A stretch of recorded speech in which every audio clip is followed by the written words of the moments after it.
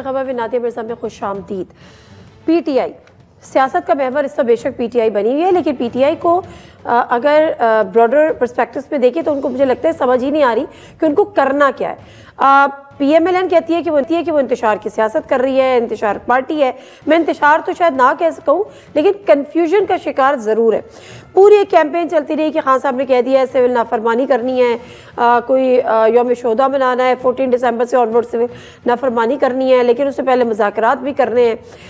इस पर सब चल पड़े, लेकिन लीडरशिप कुछ और कह रही थी।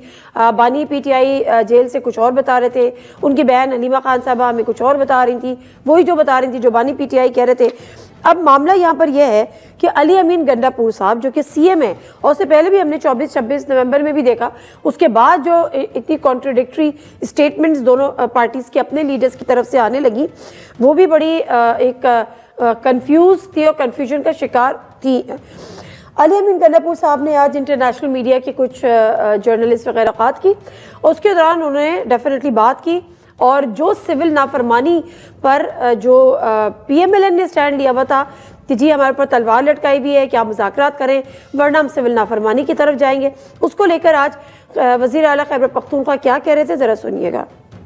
फरमानी के हवाले से मैंने तो ऐलान नहीं किया, वैसे ये पार्टी की तरफ से खान साहब ने ही किया था ऐलान, और खान साहब का जो भी हुक्म है जाहिर बात है हमने उसको उसी स्पिरिट के साथ जो है आगे इम्प्लीमेंट करना होता है, लेकिन उसके ऊपर क्लैरिटी अभी तक नहीं आई है। तो हम वेट कर रहे हैं, जब क्लैरिटी आ जाएगी किस तरीके से करनी है, कैसे करनी है और क्या लाएमल होगा, फेज वाइज होगी, किस तरीके से होगी, कौन सी चीजों के ऊपर होगी, तो जब क्लैरिटी आ जाएगी तो इंशाल्लाह करेंगे। फिर जब क्लैरिटी नहीं थी तो फिर इतना शोर किस बात का था, लेकिन बहरहाल हो सकता है कि मुज़ाकरात की राह हमवार करने के लिए ये बात कर रहे हो। अता तारर साहब ने इस बात का रिबटल भी दिया है, और जो उन्होंने मुलाकात की है, मुलाकात में जो बातें की हैं इंटरनेशनल मीडिया के लोगों से, उसका रिबटल अता तारर साहब ने दिया। इंफॉर्मेशन मिनिस्टर, वो भी सुनते हैं क्या कह रहे थे।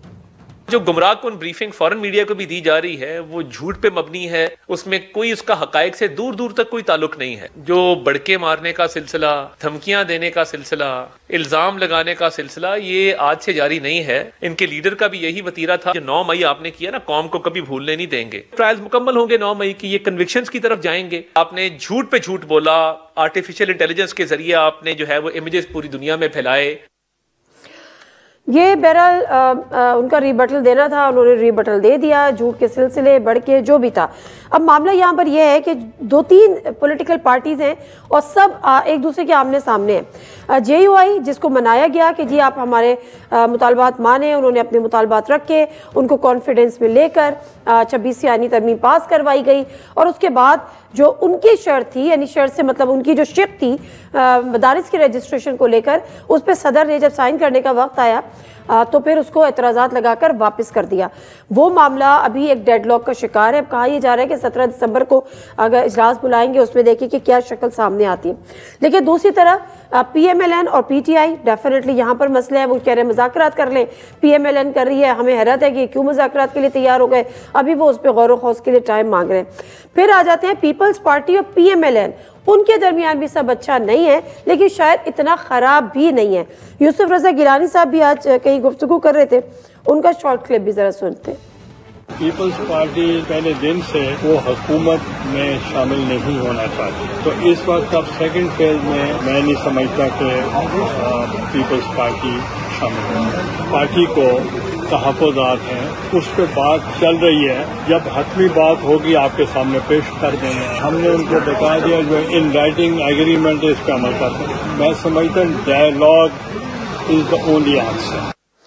जी नाज़रीन, प्रोग्राम का बाकायदा आगाज़ करते हैं। जो पैनलिस्ट है उनसे आपका तारुफ करा देती हूँ। हमें ज्वाइन किया है सेनेटर कामरान मुर्तज़ा साहब ने, जेयूआई के सीनियर रहनुमा है। एडवोकेट अहमद उवैस साहब पीटीआई की नुमाइंदगी कर रहे हैं। सैयद हसन मुर्तज़ा साहब Pakistan People's Party, former parliamentary leader Punjab assembly. बहुत बहुत शुक्रिया तमाम मेहमानों का प्रोग्राम में शामिल होने के लिए। बात का आगाज़ जो है वो अहमद उवैस साहब आपसे इसलिए कर लेते हैं कि अब जो मैं इसको यू टर्न ना कहूँ तो क्या कहूँ, सिविल नाफरमानी होगी 14 दिसंबर से होगी, उससे पहले ये होगा, मुज़ाकरात कर लें, एक डेडलाइन है, फला फला। और अब अली अमीन गंडापुर साहब आके इस नतीजे पर पहुंचे हैं कि देयर इज नो क्लैरिटी सो फार। जब क्लैरिटी होगी, चीजें वाज़ेह होंगी तो फिर हम बताएंगे। सर क्या है ये, क्यों इतनी कंफ्यूज्ड है इस पार्टी की लीडरशिप? बिस्मिल्लाहिर्रहमानिर्रहीम। देखिए, अगर आपने इन सब की बातें सुनी हैं, इसमें कंफ्यूजन जो है वो पीटीआई की तरफ से या उसकी लीडरशिप में नहीं है। आप जरा गौर से सुनिए तो कंफ्यूजन जो है वो इंतहाई हद तक जो है इस वक्त हुकूमती हलकों में है, इसलिए कि ये दिल से मुज़ाकरात करना नहीं चाहते। ये किसी सूरत जो है इमरान खान के साथ और पीटीआई के साथ मुज़ाकरात में नहीं बैठना चाहते और यही स्टेलमेट सिचुएशन को कंटिन्यू करना चाहते हैं। जैसे इन्होंने JUI के साथ भी आपने देखा, मौलाना फजलुर रहमान साहब के साथ भी एक कमिटमेंट की और उसके बाद कमिटमेंट के बाद आपने वो उनका जो बिल वहाँ पे पेश हुआ, पास हो गया, दोनों हाउसेज ने उसको पास किया, उसके बाद फिर उसको वापस भेज दिया गया। तो ये इस किस्म की सिचुएशन को क्रिएट खुद कर रहे हैं ताकि अपने रूल को परपेचुएट कर सकें किसी न किसी तरीके से। वो तो कर रहे हैं। नहीं सर, माजरत के साथ मेरा सवाल बिल्कुल मुख्तलिफ था। मैं पूछना आपसे, जो सिविल डिसओबीडियंस की कॉल खान साहब ने दी थी कि हम 14 दिसंबर के बाद ये करेंगे वो करेंगे, हम रेमिटेंसेस पाकिस्तान में नहीं मंगवाएंगे, ओवरसीज पाकिस्तानीज को कह देंगे ना भेजें। अली अमीन गंडापुर साहब कह रहे हैं कि अभी कोई क्लैरिटी नहीं है, चीजें गैर वाज़ेह हैं, जब क्लैरिटी होगी तो फिर देखेंगे। What does it mean sir? जी वो बात दुरुस्त है। अभी तक असल में जो सिविल डिसओबीडियंस की जो कॉल का अभी कोई फाइनलाइज नहीं हुई थी, ये हाईलाइट हो गई, निकल आई बात जो है वो, लेकिन अभी तक ये अभी तक एक सजेशन की शक्ल में, मुशावरत की शक्ल में की हद तक ये बात चली। ठीक है, अभी ये फाइनलाइज नहीं हुई थी और अभी तक नहीं फाइनलाइज हुई। इसी वजह से उसमें कोई ऐसी बात नहीं है कि इसमें कोई यू टर्न है या अभी क्लैरिटी नहीं है। पीटीआई की तरफ से जो भी मामला करेंगे क्लैरिटी के साथ ही आगे लेके चलेंगे, लेकिन इसके ऊपर क्योंकि अभी फाइनलाइज नहीं हुआ था, बीच में नेगोशिएशन का सिलसिला, एक बात चल पड़ी कि नेगोशिएशन स्टार्ट होगी, तो अगर नेगोशिएशन फेल हो जाएगी तो पीटीआई तो अपने उस स्ट्रगल से नहीं हटेगी, बिल्कुल डेविएट नहीं करेगी। ठीक है, बिल्कुल ठीक है। कामरान मुर्तज़ा साहब, मामला यहाँ पर यह है कि मैं जरा मदारिस रजिस्ट्रेशन पे ही बात करूंगी, लेकिन उससे पहले ये जो पीटीआई और पीएमएलएन जो मुज़ाकरात हैं, पहले पीटीआई तैयार नहीं होती थी, पीएमएलएन ऑफर करती थी, अब पीटीआई तैयार है तो पीएमएलएन जो है वो कोल्ड शोल्डर रिस्पॉन्स है कि जी हम तो ये सोच रहे हैं कि ये तैयार क्यों हो गए और कैसे हो गए। हुकूमतों के ये रवैये होते हैं? ये हुकूमत का रवैया दुरुस्त नहीं है। हुकूमत का रवैया ये होता है कि अगर कोई तैयार नहीं है तो भी उसको मिन्नत करके तैयार करे, और इंगेज करना हुकूमत का काम होता है। यहाँ पे पहले तो पीटीआई की गलती थी कि वो गलत जगह पे इंगेज होना चाहते थे। वो कहते थे जी हम इस्टेब्लिशमेंट से बात करेंगे, इस्टेब्लिशमेंट ने बात नहीं की, अब जो है ना यहाँ पे आ गए, तो अब उन्होंने उसके साथ जो है ना वो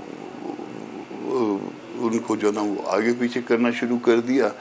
तो स्टिल जो है ना ये गलत कर रही है गवर्नमेंट। उसको तरीक़ाकार ये है कि गवर्नमेंट खुद इंगेज करे, और कोई पार्टी भले उसके जितने भी वोट हैं, जो उसकी जितनी भी सीटें हैं, इस पार्टी के तो बहुत वोट हैं और बहुत सीटें हैं, तो उसको जो है इस तरह से नज़रअंदाज नहीं किया जा सकता। ये पार्लिमानी जमहूरियत है और ये मंजर किसी वक्त भी बदल जाते हैं।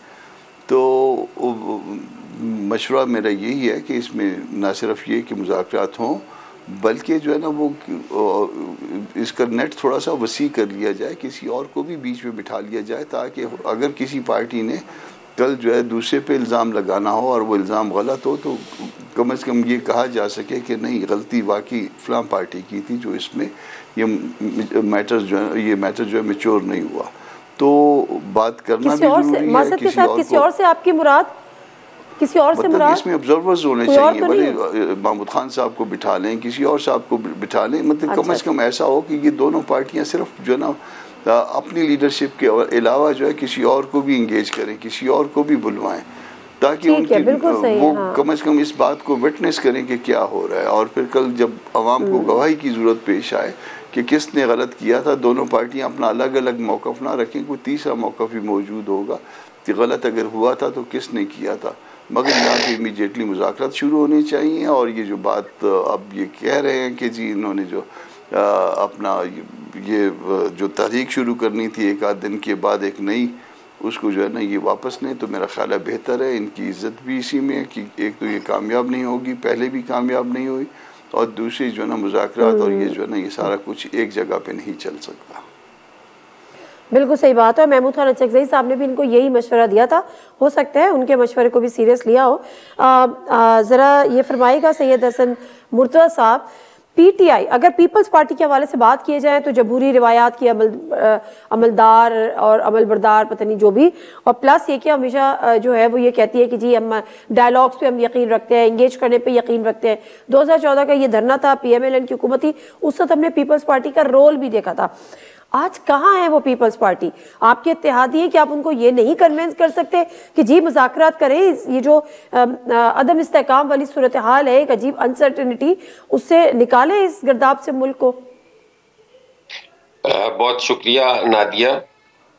नादिया देखें, जैसे आपने कहा पीपल्स पार्टी वाकया जो अपनी उसकी रिवायात हैं उनके साथ ही कायम है, और हम हमेशा ये कोशिश करते हैं कि डायलॉग के जरिए तो सही अभी है कि नहीं है पता नहीं, नहीं अभी भी है। अच्छा मैं अर्ज करूं? Sure sir. मैं गुजारिश कर रहा था कि हमारा तो हमेशा ये रहा है जी, और आज भी हम चाहते हैं कि डायलॉग की तरफ जाना चाहिए, यकीनन जाना चाहिए। अब ये पीएमएलएन और तहरीक इंसाफ के डायलॉग हैं, ये तो यही बता सकते हैं कि ये इनका किस जगह पे ऐसा कोई इशू है। मेरी एक दो लोगों से बात हुई पीएमएलएन के दोस्तों से, तो उन्होंने कहा कि उनका पता तो चलता कोई नहीं है। वो एक टाइम कहते हैं, अगले पैर कह रहे होते हैं कि हम डायलॉग नहीं करेंगे, शाम में वो कह रहे होते हैं कि हम डायलॉग करेंगे। कभी वो महमूद खान अचकजई साहब को मैंडेट देकर भेज देते हैं कि आप डायलॉग करें, और फिर शाम को कह देते हैं जी कि हमारा तो कोई उनसे ताल्लुक वास्ता ही नहीं है, वो तो खुद हमारे पास आए थे और उन्होंने ऑफर की थी कि इस तरह मामला हो सकता है। तो उन पे कोई यकीन नहीं है, वो कहते कुछ है करते कुछ है। अभी जैसे आप बात कर रहे थे सिविल नाफरमानी के हवाले से, तो अहमद अवैध साहब कह रहे थे जी कि वो तो खबर लीक हो गई और पता चल गया, हालांकि ये नहीं है। इनका तर्ज सियासत ही सिविल नाफरमानी है। इन्हें शायद याद हो 126 दिनों के धरने में भी बिल जलाए थे, फिर खान साहब ने अपने घर का जमा करवा दिया, बाकियों सारों बेचारों ने जलील हो आके कोई 2 महीने बाद किसी का कनेक्शन बहाल हुआ और किसी का 3 महीने के बाद हुआ, कोई किसने करवाता फिर रहा है। आम लोग हैं बेचारे, गरीब आदमी है, बिल इकट्ठा हो जाए दिया ही नहीं जाता। तो ये इनका बिल्कुल पूरा यकीन के साथ ये थे कि हम या हमारे साथ ये डायलॉग करेंगे या हम सिविल नाफरमानी करेंगे।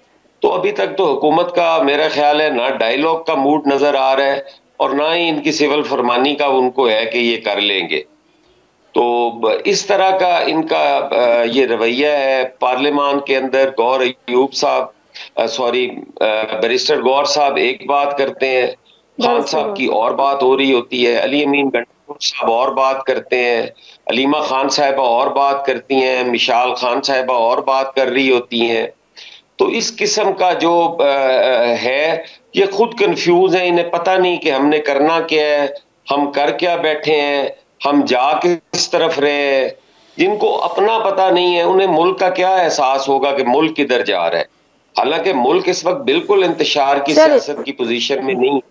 हम सारों को चाहिए कि हम वो ठीक है जिस तरह से कामरान मुर्तज़ा साहब नहीं हसन मुर्तज़ा साहब माजरत, लेकिन जिस तरह से कामरान मुर्तज़ा साहब कह रहे हैं और बिल्कुल दुरुस्त बात कर रहे हैं कि ये हुकूमत का काम होता है कि अपोजिशन को इंगेज करे, अगर नहीं भी मान रही तो उसको मनाए, ना कि यहाँ तो गंगा ही उल्टी बह रही है।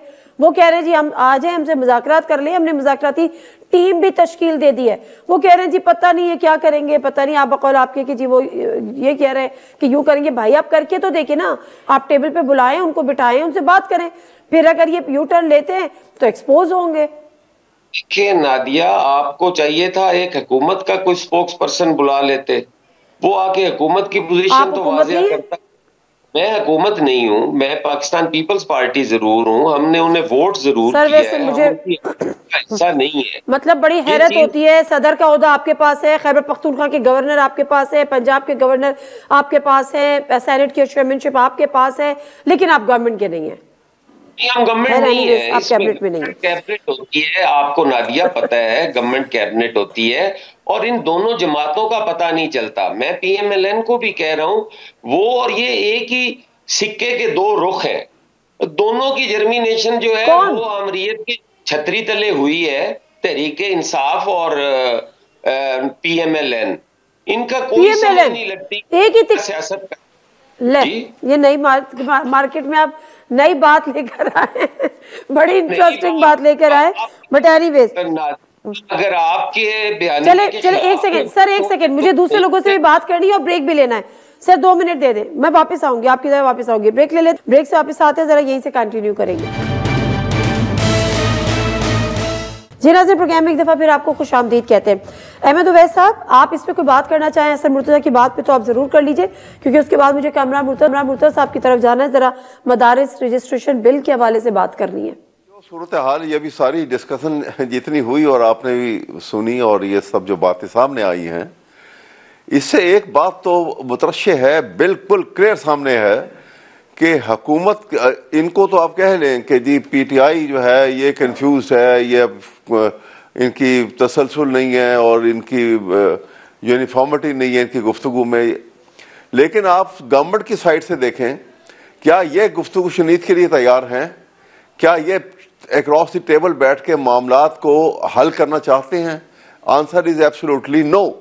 इसलिए आप देखिए कि जब भी कभी ऐसी क्राइसिस आती हैं हुकूमतों के अंदर, तो मैग्नेनिमिटी हुकूमत को दिखानी होती है। जैसे कैसे भी हुकूमत फॉर्म हो जाए, वो हुकूमत के पास उसके डिस्पोजल पे स्टेट मशीनरी सारी उसके डिस्पोजल पे होती है। अब यहाँ पर आपने देखा कि एक दफ़ा 1977 में रिगिंग के चार्ज के ऊपर ही जुल्फ़िकार अली भुट्टो साहब की जब हुकूमत थी और बड़ी क्राइसिस पैदा हो गई और हंगामे पूरे नेशनल लेवल के ऊपर जो है वो बढ़ गए, तो उन्होंने बाकायदा TOR बनाई, ऑफर किया ऑपोजिशन को कि आओ बैठो, ये TOR है, इस एजेंडे के ऊपर हम बात करते हैं, और वो ऑपोजिशन वाली और अपनी टीम अनाउंस की, ऑपोजिशन ने अपनी टीम अनाउंस की और बातचीत हुई। यहाँ पर तो जिस वक्त एक सांस में तो वो जो है प्राइम मिनिस्टर जो है वो ये कहता है कि जी हम बातचीत करने को तैयार हैं, दूसरे सांस के अंदर वो कहते हैं कि जी हमने तो इस पार्टी को बैन करने का फैसला कर लिया। इनके जो कैबिनेट के बड़े जो मुदब्बर किस्म के जो इनके मेंबर हैं कैबिनेट के, वो कहते हैं कि जी ये 9 मई का वाकया इन्होंने किया हुआ, हम तो हाथ मिलाने को तैयार नहीं है इनसे। डिप्टी प्राइम मिनिस्टर जो है वो फ्लोर ऑफ हाउस के ऊपर खड़े होकर तकरीर कर रहे हैं अभी परसों, और कह रहे थे कि जी 9 मई का वाकया इन्होंने किया हुआ, जब तक माफिया नहीं मांगते हैं और जब तक ये उसको क्लियर नहीं करते हैं, हम इनसे बात नहीं करने को तैयार नहीं है। कुछ मजबूरियां होंगी ना सर, हुकूमत की भी कुछ मजबूरियां होंगी। सवाल ये है कि अगर हुकूमत की ये मजबूरियां तो फिर बातचीत नहीं हो सकती।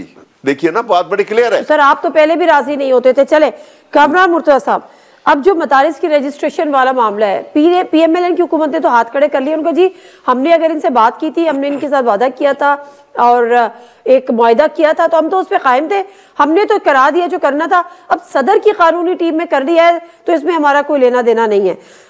मामला है क्या, रुकावट है क्या वाकई कानूनी टीम के जो सदर की है उनकी जो कंसर्न्स है, खासतौर पे FATF वाला लेकर FATF वाला या दीगर, वो दुरुस्त है? आप इसको समझते हैं? उनकी मेरा ख्याल कोई कानूनी टीम है नहीं है। मुझे एहतराम है जो कानूनी टीम को हेड करते हैं उनसे, मगर बज़ाहिर ये लगता है कि उनकी कोई कानूनी टीम नहीं है, क्योंकि अगर कोई कानूनी टीम होती तो उसमें पीस मील में ऑब्जेक्शन ना भिजवाते। जब 21 तारीख को 21 अक्टूबर को स्पीकर की तरफ से बिल उनको भिजवाया गया एसन के लिए, तो उसके बाद एक एतराज़ लगाया गया और उस एतराज़ में कहा गया कोई कलमी गलती के हवाले से, और वो कलमी गलती दुरुस्त हो गई और उस एतराज़ को प्रेस नहीं किया गया। अब एक बात तो ये हो गई कि एतराज़ जो है वो वन गो में होते हैं, पीस मील में नहीं होते, टुकड़े टुकड़े करके नहीं करते। और दूसरी बात ये है कि उसके लिए मुद्दत है, 10 दिन की मुद्दत है, और 10 दिन के अंदर अगर कोई एतराज़ लगना हो तो लग सकता है। अब ये 21 तारीख को जो है ये बात इन तक पहुंच गई हुई थी, ये बिल इन तक पहुंच गया हुआ था, और 13 नवंबर को फिर जो ना सदर साहब की कानूनी टीम ने या जो भी टीम है उनकी, उन्होंने फिर नए सिरे से जो है ना वो एतराज़ात लगाने का सिलसिला शुरू किया और नोटिंग ड्राफ्टिंग शुरू हो गई। अब और नोटिंग ड्राफ्टिंग करके उन्होंने 8 जो है वो एतराज़ लगा दिए, और वो भी स्पीकर को वापस नहीं किए। वो एतराज़ आज तक स्पीकर को नहीं आए हैं, वो मैंने चेक कर लिया लेटर लिख के उनसे, तो वो कभी भी उनको नहीं भिजवाए गए, वो पार्लियामेंट्री अफेयर्स की मिनिस्ट्री में भिजवा दिए गए। अब अहमद अवैस साहब भी आपके साथ बैठे हैं, उनसे पूछिए ज़रा 23 दिन के बाद सदर का कोई इख्तियार होता है कोई इस तरह के एतराज़ात लगाने का, तो आंसर आएगा कि नहीं, पीस मील में होता है, आंसर आएगा नहीं। फिर जहाँ से आपको भिजवाया जाता है वहीं वापस आप भिजवाते हैं, यानी स्पीकर ने भिजवाया आपको बिल साइन करने के लिए या आपकी रजामंदी के लिए, तो वो आपने उनकी अगर रजामंदी नहीं है तो आपने वापस स्पीकर को भिजवाना है, वो भी नहीं किया। फिर आपको जो एतराज़ात हैं उसकी रोशनी में कोई आपने तरामीम जो है तजवीज़ करनी होती हैं वो भी आपने नहीं किया। तो मैं हैरान इस बात पे हूँ, फेटअप वाली बात तो जो है वो पता नहीं कहाँ से उनके जहन में वारद हो गई। मैं इस बात पे हैरान हूँ कि हमारा ऐवान सदर ऐसे चल रहा है तो फिर बाकी महकमे भी तो यकीनन इसी तरह से चलेंगे ना। बिल्कुल सही है, लेकिन बिलावल भुट्टो जरदारी साहब आपके पास आए थे और फिर उन्होंने यकीन दहानी भी कराई थी और मेरे ख्याल वेरी नेक्स्ट डे ये एतराज़ात सामने आ गए थे। अब ये जो एतराज़ात सामने आ गए हैं उसमें जो इम्पोर्टेंट चीज़ है, एक तो FATF वाली चीज़ है, दूसरा उन्होंने कहा है कि GSP+ वाला भी मामला है कि वो पाकिस्तान के टूवर्ड्स जो है वो अपनी पॉलिसीज को उस पर रिकंसीडर कर सकते हैं। फिर सोसाइटी एक्ट का मामला है। अब इल्ज़ाम आप पे ये लग रहा है कि आप जो मदारिस की रजिस्ट्रेशन का अमल चाहते हैं वो आप इंडिपेंडेंट चाहते हैं, उसकी आप फ्रीडम इंटैक्ट रखना चाहते हैं कि आपका ऑडिट ना हो, कोई अकाउंटेबिलिटी ना हो, मदारिस में क्या पढ़ाया जा रहा है किसी को पता ही ना हो। तो आप ये अगर इंटेंशंस हैं तो क्यों हैं, आपको क्यों इस पे जो है वो एतराज़ है कि आप जिस तरह से दीगर हो रहे हैं? जी सर। ऐसा है कि फिर आपने वो कानून नहीं पढ़ा, वो जो अमेंडमेंट आई है सेक्शन 21 वाली वो आपने नहीं पढ़ी। अगर आप पढ़ लेती तो ये सवाल न करती। उसमें हमने खुद कहा है कि फ़िरका वारियत नहीं होगी, उसमें हमने खुद कहा है कि हम जो नासरी तालीम भी देंगे, उसमें हमने खुद कहा है कोई हेत किस्म की सब्जेक्ट्स नहीं होंगे, उसमें हमने खुद कहा है कि हम अपना ऑडिट करवाया करेंगे। तो हर चीज़ को हमने खुद कहा है, उसको ज़रा देख लीजिए, उसके साथ शायद साथ सर आपने बेशक कहा है, नहीं मुझे उस पर डाउट नहीं है, मैं उन एतराज़ात की बात कर रही हूँ जो लगे हैं कि फ़िरका वारियत हो सकती है, डिफरेंट सब्जेक्ट हो सकते हैं। शायद उन्होंने भी नहीं पढ़े, वो कहते हैं कि इससे फ़िरका वारियत बढ़ेगी। हम कह रहे हैं कि फ़िरका वारियत जो ना वो नहीं पढ़ाएंगे, हम इसमें जो कमिटमेंट कर रहे हैं, कानून बना रहे हैं, पहले कोई कानून इस तरह का मौजूद नहीं है, चले हम कहते हैं नहीं पढ़ाएंगे, वो कहते हैं नहीं फिर भी फ़िरका वारियत बढ़ेगी। हम कहते हैं कि हम अपने हिसाबात देंगे, हम तो आपको ऑडिटेबल बनाएंगे, तो वो कहते हैं कि नहीं फिर भी इसके बावजूद जो ना FATF को एतराज होगा। तो पता नहीं है कि कहाँ से उनके जहन में ये सारे सवालात। अच्छा, ये एतराज़ात सदर मुमलिकत के ही जो आप कह रहे हैं जहन में वारिद हुए, क्योंकि PMLA ने तो हाथ खड़े कर लिए। कल मेरे प्रोग्राम में जो बैरिस्टर अकील साहब आए थे, ये सवाल मैंने उनसे भी किया था, शॉर्ट जरा सुन लीजिएगा, उसके बाद मैं हसन मुर्तज़ा साहब आपसे इसका जवाब लूंगी। 26वीं आईनी तरमीम में बिल्कुल मैंने वोट दिया था और बिल्कुल हमने कोई किसी से लगी लिपटी नहीं रखी, कोई बात नहीं छुपाई, कोई हमने किसी को धोखे में नहीं रखा। हमने बसीयत पार्लियामान अपना काम पूरा किया। मौलाना साहब की वोटें मशरूत थी इस बिल के साथ और one of the conditions was obviously passing of this bill. Senate से पास हुआ, पार्लियामेंट से, नेशनल असेंबली से पास हुआ। उसके बाद जब सदर साहब के पास आया और उन्होंने कानूनी मुशावरत की, उनकी सदर पाकिस्तान की एक अपनी कानूनी टीम है और उन्होंने कहा कि ये एतराज़ात हैं, वो एतराज़ात लग के आए। अच्छा, तो इसमें PMLN कह रही है कि हमारा कोई लेना देना नहीं है, जो हमारा काम था वो हमने कर दिया। तो अब ये जो बात कर रहे हैं कामरान मुर्तज़ा साहब, हसन मुर्तज़ा साहब फरमाएगा, वो कह रहे हैं कि ये उनके अपने जहन में ये तमाम चीजें वारिद हुई हैं, जबकि हमने तमाम इन चीजों की यकीन दहानी करा दी थी। आप लोग को क्या एतराज है फिर फर्दर इस पे? गुजारिश ये है कि पाकिस्तान पीपल्स पार्टी ने हमेशा अपने वादों की पासदारी भी की है और पीपल्स पार्टी और मौलाना साहब का एक दरीना ताल्लुक भी है। हम कभी भी मौलाना साहब को लेट डाउन नहीं होने देंगे या उनके साथ किए हुए जो वादे हैं वो पीपल्स पार्टी उन वादों पे बिल्कुल पाबंद है। उनकी कोई ऐसा अभाम नहीं है कि मौलाना साहब की जात से पीपल्स पार्टी किसी वक्त भी कोई ऐसी चीज करेगी। हमारे तो हमेशा उनके साथ बड़े अच्छे ताल्लुकात रहे हैं। अगर वो वोट नहीं भी किसी वक्त कर पाए तो इसके बावजूद भी हमारे रहे हैं। और मैं समझता हूं कि मौलाना साहब के बारे में ये बात कहना कि मौलाना साहब ने इन चीजों के वादे पे 26वीं आईनी तरमीम में वोट दिया था, मैं समझता हूँ वो भी मौलाना साहब की शान में गुस्ताखी वाली बात है। हो सकता है ऐसा कोई वाकया हो, मेरे इल्म में नहीं है, लेकिन मौलाना साहब इस किस्म की ब्लैकमेलिंग की सियासत जो है उन्होंने कभी भी नहीं की जो उनके बारे में। तो फिर ये एतराज़ात क्यों लगाए सर इतनी? आप जी मेरी सुने, अब ये भी बता दें, जब इतनी तमीज़ बांधने के बाद मेरी अर्ज सुने ना, हमने लेजिस्लेशन जब होती है नेशनल असेंबली के अंदर, तो वो लेजिस्लेशन इंटरनेशनली भी देखी जा रही होती है और उसके जो असरात हैं वो वहाँ पे भी हमारे खारजा जो हमारी पॉलिसी है उस पर भी मुरतब होते हैं। और फिर ऐसे कवानीन जो नाकाबिले अमल हों, जिन पे अमल ना हो सकता हो, वो पहले भी सैकड़ों और हजारों की तादाद में पड़े हुए हैं जिन पे नहीं होता।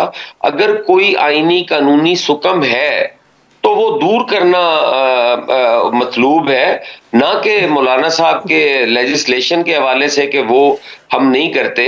जैसे आपने फैटफ की बात की, अगर खुदा न खास्ता ऐसी कोई सैंक्शंस जो बैरूनी सैंक्शंस हैं, कोई इस लेजिस्लेशन की वजह से वो आ जाए, तो हमें कबल अज वक्त उसका तदारुक कर लेना चाहिए। उसमें क्या हर्ज है। नज़ीर मुख्तसर सा ब्रेक ले लेते हैं, ब्रेक से वापस आते हैं तो गुफ्तगू को यहीं से जारी रखेंगे। प्रोग्राम में एक दफा फिर आपको खुशामदीद। इस मुल्क के लेजिस्लेटर्स, सेनेट भी, कौमी असेंबली भी, उन्होंने ये बिल पास कर दिया मौलाना साहब को के साथ एग्रीमेंट कराने के बाद। अब आपको पूरे लेजिस्लेटर्स ने पास करने के बाद दोनों हाउसेस से जाके सदर मुमलिकत ये बता रहे हैं कि जी फैटफ को कंसर्न हो सकते हैं। मतलब हमारे लेजिस्लेटर्स माजरत के साथ क्या इतने डम बैठे थे कि उनको आप मुझे बता रहे हैं कि जी इंटरनेशनली भी इस चीज को मॉनिटर किया जा रहा होता है, किसी को नहीं पता चला कि वो क्या करने जा रहे हैं। देखें, यहाँ पे एक तो चीज है, मैंने ये हरगिज नहीं कहा कि उनको पता कोई नहीं था या वो आंखें बंद करके बैठे थे तो या कैसे पास हो गया कि वो हो, ये मैं तो ये नहीं समझता। मैं तो ये समझता हूं कि ये 7 भी गलती हो सकती है, ये क्लेरिकल मिस्टेक भी हो सकती है, ये टाइपिंग मिस्टेक भी हो सकती है। आप उसको नेगेटिव साइड पे हम क्यों लेके जाए? हम चाहते हैं कि वो पॉजिटिव साइड। अच्छा, हम नहीं लेके जाते। मैं जरा एक सेकंड, ठीक है, आपकी बात सामने आगे जरा रखिएगा। अहमद उवैस साहब, पीटीआई के दौरे हुकूमत में एक मुआहिदा हुआ था जिसमें जो एजुकेशन उस पर लेकर जाना था इनको, लेकिन अब जाहिर है उनके आप पीटीआई का इस पे क्या स्टांस है इस मामले पर? देखिए, हमारा तो बड़ा क्लियर स्टांस है कि देखिए, जब एक बात असेंबली में चली गई, असेंबली में आपको मालूम है कि जब कोई बिल पास होता है उससे पहले उसके ऊपर डिबेट होती है, ऑब्जेक्शन हो, बाकायदा पार्लियामेंट में मेंबरान खड़े होकर अपनी राय का इजहार करते हैं, उसके बाद कोई अमेंडमेंट करनी हो वो अमेंडमेंट, ये सब कुछ होने के बाद, इस प्रोसेस से गुजरने के बाद उसको वोटिंग के लिए पेश किया जाता है। उसके बाद अप्रूवल होती है नेशनल असेंबली की और फिर उसके बाद अप्रूवल, इसी तरह सेनेट की अप्रूवल। जब दोनों हाउस की अप्रूवल हो जाती है तो फिर जाता है प्रेसिडेंट ऑफ पाकिस्तान के लिए अप्रूवल के लिए। अब प्रेसिडेंट ऑफ पाकिस्तान जो है, उन्होंने जो असेंबली में डेलिब्रेशन के बाद एक बिल आ जाता है उसके ऊपर उन्होंने अप्रूवल देनी होती है अपनी, और अगर ना करनी है तो उसको बकायदा उन्होंने वो रीजन लिखने होते हैं। अब यहाँ पर तो वो ऐसी कोई जरूरत नहीं थी यहाँ तो, क्योंकि ये मैटर ऐसा था जो डिसाइड हो चुका हुआ था, आपस में डिसाइड हो चुका हुआ था। ना सिर्फ यह कि ये असेंबली के अंदर बल्कि उसके बाहर भी प्रेसिडेंट और मौलाना के सामने भी आपस में भी ये डिसाइड हो चुका हुआ था, और इसमें कोई ऐसी अचंभा की बात नहीं थी। ये बात वही थी जो कोई जरा बताएगा, कोई सर बताएगा, कामरान मुर्तजा साहब जो बात करे थे कि 23 दिन बाद एतराजात नहीं आ सकते, उनके पास 10 दिन का टाइम होता है। जी बिल्कुल, इसका टाइम खत्म हो चुका है, वो तो कॉन्स्टिट्यूशन के अंदर मेंशन है। कामरान मुर्तजा साहब, पीएमएलएन की गुफ्तगू आपने सुन ली, जो बैरिस्टर अखिल का सवाल भी मैंने आपको चला दिया। अब वो कह रहे हैं कि जी कोई मिस्टेक भी हो सकती है, कोई टाइपिंग मिस्टेक भी हो सकती है, बाद में पता चलता है। मैं कैसे मान लूं कि दोनों हाउसेस के लेजिस्लेटर्स को कुछ पता ही नहीं चला कि वो क्या करने जा रहे हैं, और सदर मुमलिकत की कानून की टीम ने इस चीज को भाप लिया? नहीं, उससे पहले एक और वाकया भी, 2 चीज़ें और इसके साथ वो कर लीजिए। पहले तो ये ज़हन में रखिए कि ये सरकारी बिल के तौर पे आया, किसी प्राइवेट मेंबर के बिल के तौर पे नहीं आया, यानी ये हमारा बिल नहीं था, सरकार का बिल था। ये एक बात। और सरकार का बिल जब आता है तो कैबिनेट की सतह पे इसकी मंजूरी दी जाती है। पहले इसकी कैबिनेट की सतह पे मंजूरी हुई, और ये सवाल बाकायदा सेनेट के फ्लोर पे हुआ कि इसकी मंजूरी कैबिनेट से हो चुकी है, उन्होंने कहा हो चुकी है। तो ये सरकार का बिल था जिसकी मंजूरी कैबिनेट ने दी थी। उसके बाद जो है वो कैबिनेट के कुछ मेंबर जो है उन्होंने फिर जो है वो उलमा के एक अशरफी साहब को जो है ना वो एक सरकारी खर्चे पे फंक्शन करवाया, और इस बिल के ख़िलाफ़ जो है ना वो सारा, उसमें 3 वज़ीर बैठे हुए थे, एक रिटायर्ड हजरत बैठे हुए थे जो कि वो एक अदारा रन करते हैं, और वो अशरफी साहब जो है वो कहते हैं कि जी उसी के नीचे जो है ना वो चलना चाहिए। असल मसला जो है वो ये है कि वो इनफेक्टिव हो जाते हैं, वो इररेलेवेंट हो जाते हैं, और उनको बचाने के लिए ये सारा मामला जो है ना वो सारा स्टेज सजाया जा रहा है। वो जिन्होंने वहाँ पे रजिस्ट्रेशन करवानी है करवाएं, हमें कोई एतराज़ नहीं है। हम एक कानून के नीचे आना चाहते हैं, और उस कानून इस पे दो फिक्र मेरे भी सुन लीजिएगा बाद में। कोई चीज़ ऐसी ख़राब नहीं है। ठीक है, तो आप जरा दो फिक्रे जल्दी से कह दें तो फिर मैं बात को आगे बढ़ाऊं। बस मैं आपको ये कहना चाह रहा हूं कि देखिए जो पार्लियामेंट जो है ना वो कैसे कॉन्स्टिट्यूट होती है, इसके अंदर दोनों हाउसेज और प्रेसिडेंट शामिल है। ये पार्लियामेंट बनाते हैं, लिहाजा पार्लियामेंट से जो चीज होके आती है प्रेसिडेंट इज बाउंड। अब प्रेसिडेंट ने जो ये यहाँ पे जिस तरीके से ये किया है, इसका मतलब है कि कोई एक्सटेनुअस कोई बाहर से कोई इंस्ट्रक्शन को फॉलो किया गया लगता है। पार्लियामेंट के अंदर तो बात क्लियर हो चुकी हुई थी और बड़ी स्ट्रेंज सी बात। ठीक है, अब कामरान मुर्तज़ा साहब आखिर में ये बता दीजिएगा कि आपका लाएअमल क्या होगा, आपने करना क्या है? ये सारे मदारिस इकट्ठे हो रहे हैं, उनके वफाक इकट्ठे हो रहे हैं, उनके एक हाई लेवल जो है वो इजलास होगा 2 दिन, और इस 2 दिन के इजलास के बाद जो वो लाएअमल देंगे तो उसके मुताबिक फिर जो है ना JUI आगे बढ़ेगी।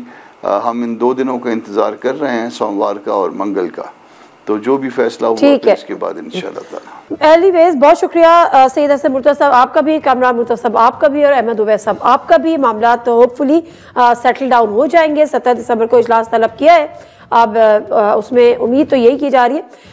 एक ब्रेक ले लेती हूँ, ब्रेक से वापस आती हूँ।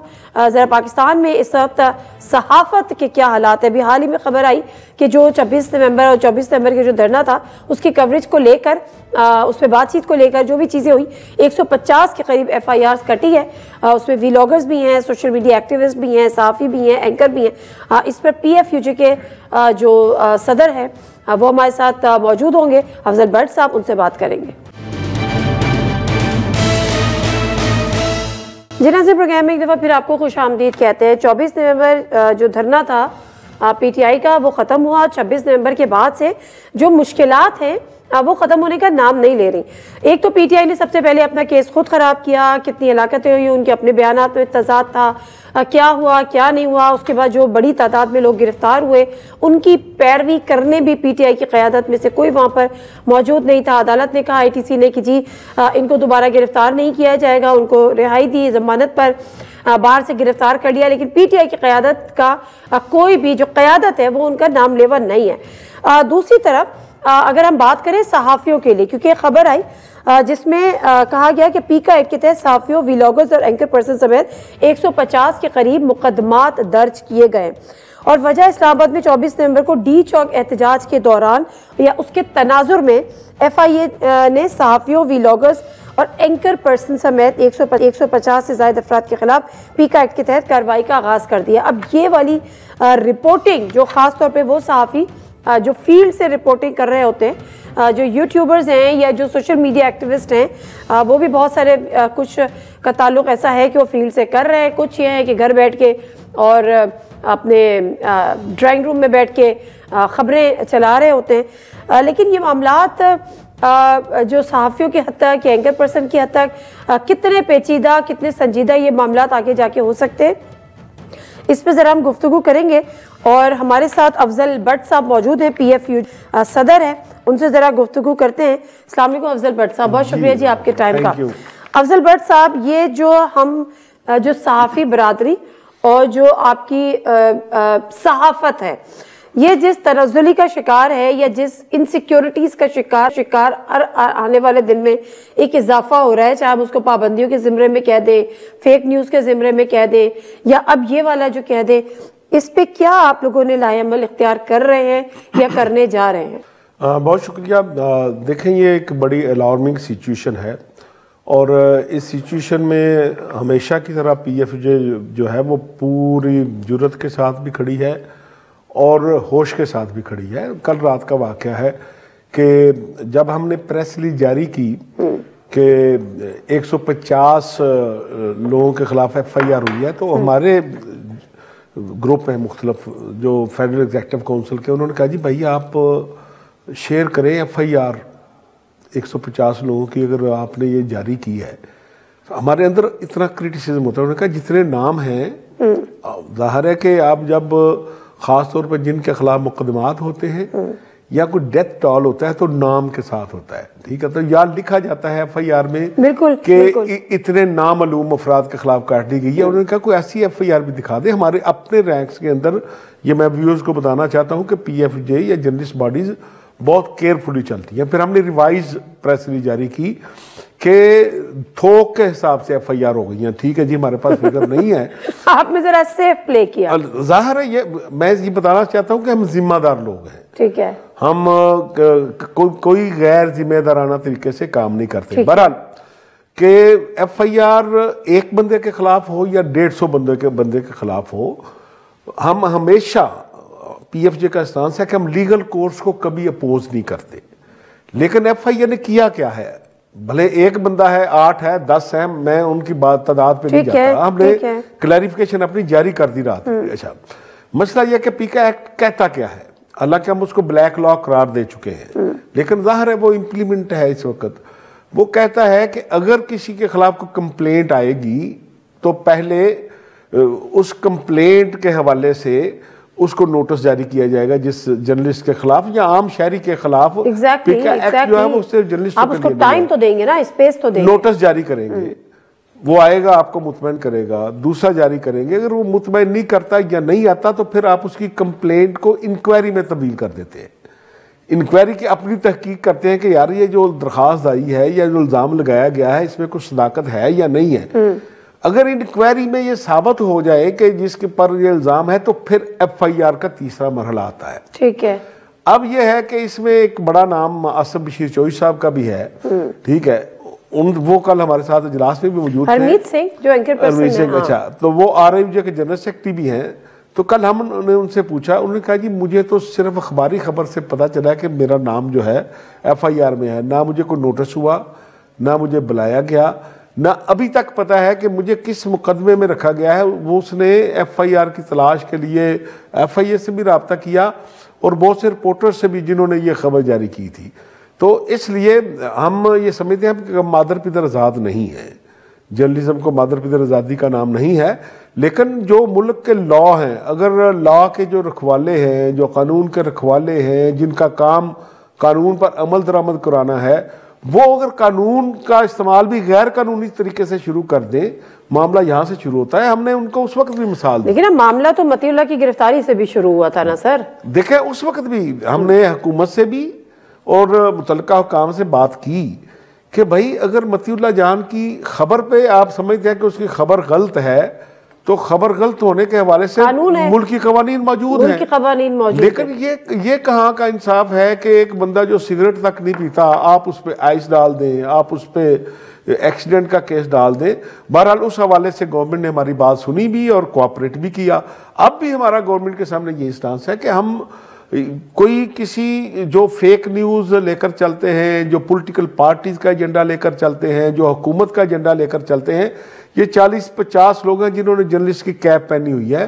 प्रैक्टिकली वो किसी ना किसी के नुमाइंदे हैं जिन्होंने इस पूरे जर्नलिज्म का सत्यानाश किया हुआ है, आपकी हमारी सबकी क्रेडिबिलिटी का बेड़ा गर्क किया हुआ है। वो अगर गलत करते हैं तो वो अपने लिखे का जवाब दें, हम अपने हर बोले हुए लफ्ज का। अफजल बट साहब वही आपकी वाली बात है कि मुल्क में कवानीन मौजूद है और कवानीन जिसको आप चाहे ब्लैक लॉ भी हम कह दें या हम बड़ा बावेला कर दें, बड़े शोर कर दें, हम उस पर प्रोग्राम्स भी कर दें, बट अल्टीमेटली जब वो कानून है तो हमने उसको फॉलो करना है। लेकिन दूसरी तरह से भी तो कानून फॉलो हो ना जो आप बना चुके हैं। मैं आपको यही बता रहा हूँ कि हम उन्हें यही कह रहे थे कि एक लॉ मौजूद है, मैंने अगर गलत खबर दी है उसको उसमें मेरे खिलाफ आप मुझे बुलाएं, मैं सोर्स बताने का पाबंद तो नहीं हूं, लेकिन मैं अपनी खबर की क्रेडिबिलिटी साबित करने का पाबंद हूं। मैंने अगर कोई लफ्ज बोला है तो मैं उसको पाबंद हूं उसकी सच्चाई साबित करने का। हम ये नहीं समझते कि जो मेरे ज़हन में आए या किसी पॉलिटिकल पार्टी को खुश करने के लिए, हुकूमत को खुश करने के लिए, ताकतवर हलकों को खुश करने के लिए कोई आदमी झूठ बोलता है तो वो अपने झूठ का जवाब दे है, आज नहीं तो कल जवाब दे है। हम किसी ऐसे बंदे की ना सरपरस्ती करते हैं ना उसके साथ उसको इनकरेज करते हैं। बिल्कुल ठीक है। ये तो हो गया जो हम अखबार में काम कर रहे हैं या सहाफ़ी हैं जो टेलीविजन पे काम कर रहे हैं। फिर एक आ गया डिजिटल मीडिया जो कि एक बड़ा जाहिर सी बात है बड़ा तेजी से फ्लोरिश भी हुआ, प्रमोट भी हुआ, एक उसने जगह भी बना ली है। अब उस पर भी अभी हाल ही में जब हमने एक फॉर्मेशन कमांडर्स की जो कॉन्फ्रेंस देखी थी उसमें भी था कि जी जो ये चीज़ें इस पर मजीद कवानीन बनाए, हुकूमत के हवाले से कहा गया था। इसके जो कवानीन है वो कहीं ना कहीं क्या क्लैश करते हैं जो अभी हमारे कवानीन है, या उस पर लागू होते हैं? देखिए वो गवर्नमेंट से हमारी भी बात हुई, हमने कहा देखें आप अगर जो स्टेक होल्डर्स है, पीएफ जो स्टेक होल्डर्स है, पीबीएस स्टेक होल्डर है, एपीएनएस स्टेक होल्डर है, जो डायरेक्टर न्यूज़ साहबान की तंजीम है, ये सब मीडिया बॉडीज हैं। अगर आपने इनको बाईपास करके इनको एतमाद में लिए बगैर कोई भी काम किया तो हम उसको ऑन नहीं करेंगे, हम उसके खिलाफ जो हो सकेगा वो करेंगे। तो इसलिए अभी तक वो कह रहे हैं कि कंसल्टेशन प्रोसेस के बगैर हम जो भी वो मीडिया, आज ही काबिनेट मंजूरी दी है ना, वजीर आजम ने मंजूरी दी है कि जी कमेटीज बनेंगी और वो सारा चीजें होगा जो उनको मॉनिटर भी करेगा, प्लस ये मजीद लॉज वगैरह इस पे स्ट्रिक्टली बनेंगे। मॉनिटर करने के तो हम मुखालिफ नहीं है। अगर कोई बंदा सोशल मीडिया रेगुलेट करने के लिए, अच्छा रेगुलेट करना तो कोई बुराई नहीं, रेगुलेट करना भी बुराई नहीं है। देखे ना, जो मैं जर्नलिस्टों की बात नहीं करता, जो जेन्युइन जर्नलिस्ट हैं उनके प्रोग्राम पे कोई उंगली नहीं उठा सकता, खा वो डिजिटल मीडिया पे, यूट्यूब पे कर रहे हैं, फेसबुक पे कर रहे हैं, उन्हें पता है एथिक्स के है क्या है। लेकिन जाहिर है कि डिजिटल मीडिया सिर्फ जर्नलिस्ट तो यूज नहीं करते। जर्नलिस्ट में अगर पाकिस्तान में 2, 4, 5 करोड़ लोग कर रहे हैं तो उसमें जर्नलिस्टों की तादाद तो 5000 भी नहीं। बिल्कुल ठीक है। तो इसलिए जो जितने लोग भी यूज करते हैं मैं उन्हें भी ये कहूंगा कि भाई भले आप जर्नलिस्ट नहीं है लेकिन थोड़ा सा नॉर्म्स का ख्याल रखें। किसी पर इल्ज़ाम लगाते वक्त, किसी का नाम लेते वक्त, किसी सियासी जमात के बयानिए को आगे लेते वक्त कि ये जो थोड़ी बहुत, लेकिन ये जो एफआईआर कटी है तकरीबन 150 के करीब, इसके पीछे मेरा सिर्फ कहने का मकसद ये पीएफयूजे खड़ी है। हमने बिल्कुल इसको कंडेम भी किया है और कहा है कि हम इसको तस्लीम भी नहीं करते हैं। ठीक है, बहुत शुक्रिया, थैंक यू वेरी मच आपके टाइम का सर। और बात वही है कि आज भी जो खबर है कि वज़ीर आज़म ने सोशल मीडिया रेगुलेट करने के लिए पीका एक्ट में तरमीम की मंजूरी दे दी है और इस एक्ट के तहत जो है वो तरमीमी बिल के तहत डिजिटल राइट्स प्रोटेक्शन अथॉरिटी बनाने का एक फैसला भी किया। ये मेरा ख्याल है बिल्कुल उसी तरह जिस तरह से पैमरा का क़याम जो है वो अमल में आया था। तो ये रेगुलेट करने में कोई नहीं है, लेकिन अगर कानून आप हम पे लागू कर रहे हैं तो उस कानून को फॉलो करना भी अथॉरिटीज़ ही का काम है। प्रोग्राम से दीजिए नादिर मिर्ज़ा को इजाज़त, अल्लाह हाफ़िज़।